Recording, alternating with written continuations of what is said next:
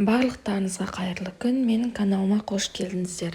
Бүгін біз осындай өте дәмді салат дайындайтын боламыз. Үйіңізде піскен ет болса болды, осындай салат шығады.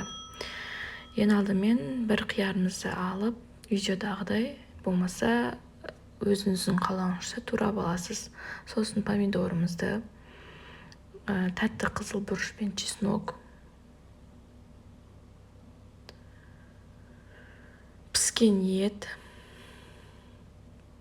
сәбізді күштен өткізіп, оның үстіне дәмдеуіштерді саламыз. Дәмдеуіштердің толық түрін описанияға жазып кетемін. Соевый соус,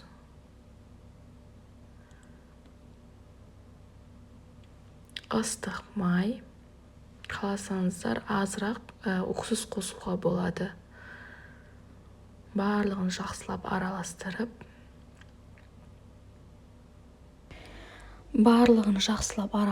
алып,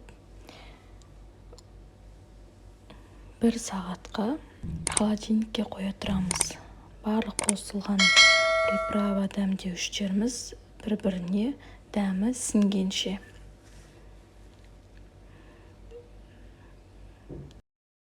Менімен бірге видеоның соңына шейін болғандарыңыз үшін рахмет. Міне осымен біздің дәмді салатымыз дайын болды. Менің каналымды жоғалтып алмау үшін міндетті түрде тіркеліп, лайк басып, комментарий қалдырып қолдап кетіңіздер. Келесі видеода жолыққанша сау болыңыздар.